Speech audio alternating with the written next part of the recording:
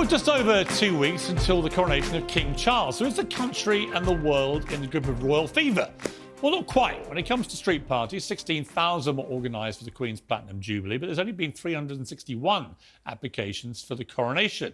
This is reflected in a new poll, with 35% of Brits saying they don't care very much about it, 29% saying they don't care at all. Well, nearly 1,400 people expected to take part in Not My King protests.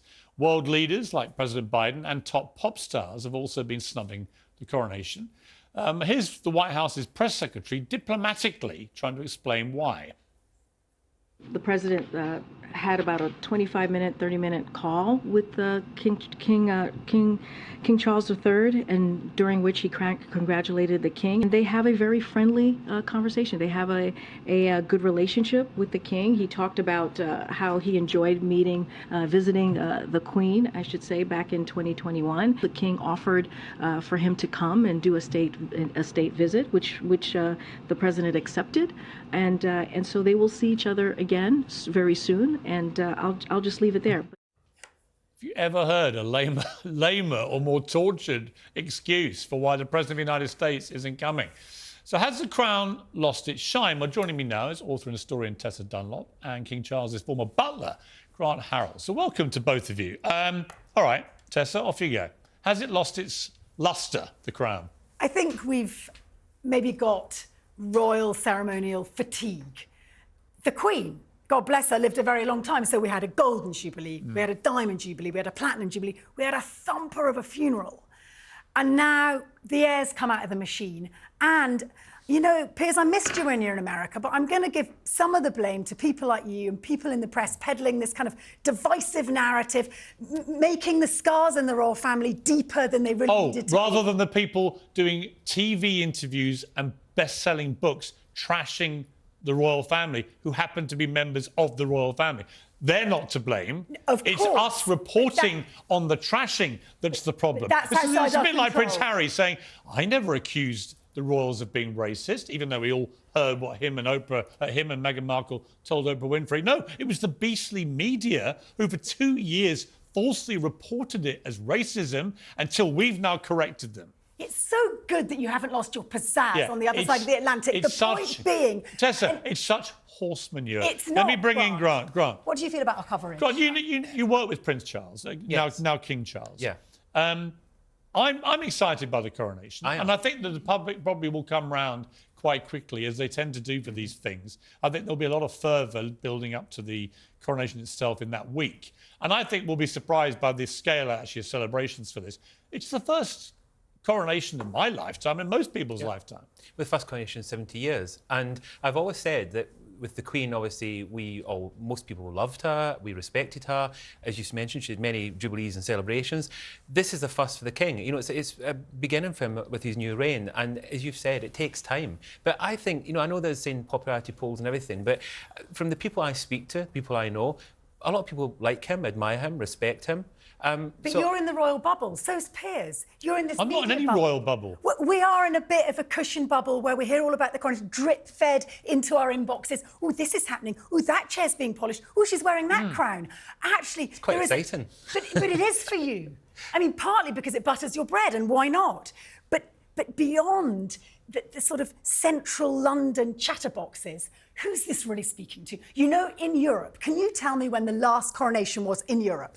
I don't care. Well, I care. 1922, Piers. So? What is Britain doing still wandering around with baubles in a cost of living crisis? I think that the apathy Because actually the monarchy remains something that the vast majority of this country still respects. And you can have a monarchy. Like and have. And I think that the trouble is, you see, you being a key supporter of the Duke and Duchess of whining, what the damage that they've done, Grant, I think is actually quite calculable now.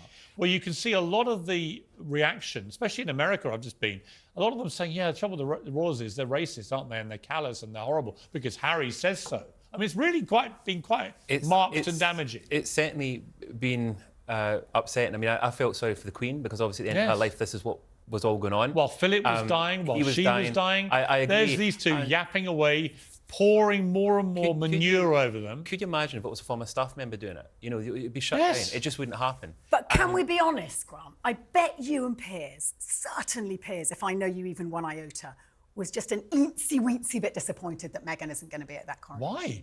I think... I tell you why I'm disappointed. I'm very disappointed Harry's going to be there. I'm very disappointed that Charles, although I completely understand it as a father, why he's felt the need to do this. He doesn't want to be seen to be the bad guy in the whole thing.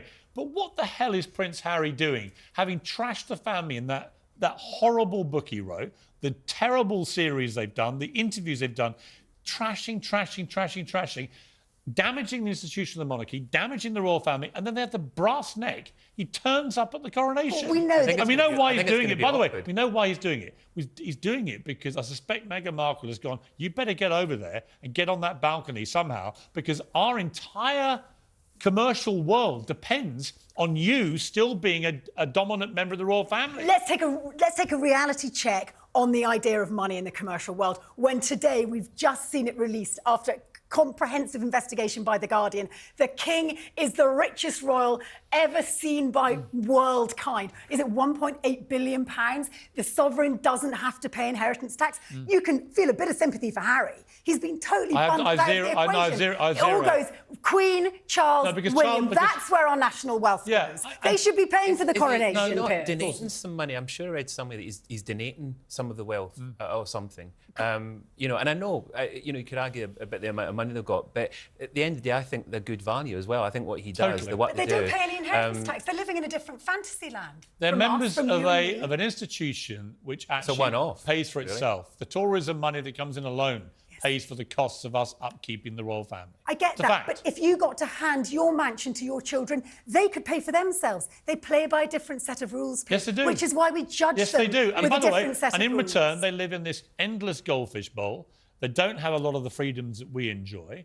And they do an unbelievably large number of duties a year, which, by the way, your two heroes over in California, they're not my heroes. They do zero. They do zero. All they do is take their royal titles and sign massive contracts with companies who only want them for one thing, to trash the family again, which is what they keep doing. And that's my argument against them. But maybe the bigger argument is, if the coronation is a bit pared down, if it doesn't deliver the razzmatazz that some people expect of it, maybe that's a reality check. We go forward, but with a pared down. Yeah, but the one thing this country, the one thing, we don't fluff up all the time. Once we've gone through I voted against it, so I can say this. Once we've gone through the ridiculous farce of Brexit, which is just clearly not working and is actually damaging the country, and we're now how many years after it? I mean, 7, 8 years after the vote, right? So I see no evidence of this thing working. So we've become ever more insular, and people look at us and they see Boris Johnson ridiculous, Liz Truss ludicrous.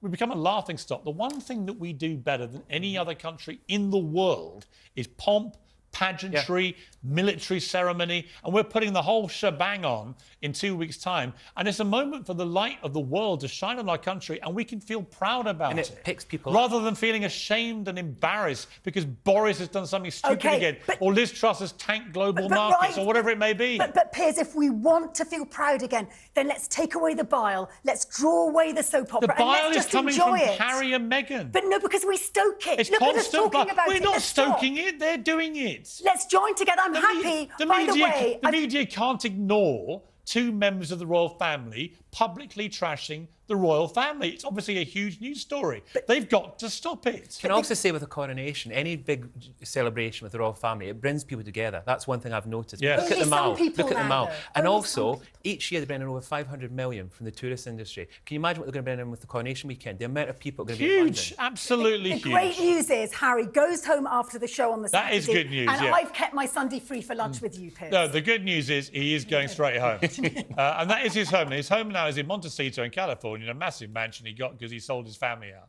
There's a word for that, and it's called traitor. Anyway, lovely to see you again, Tessa. Nice of you to make your comeback on our show. And good to see you too. Good to see you.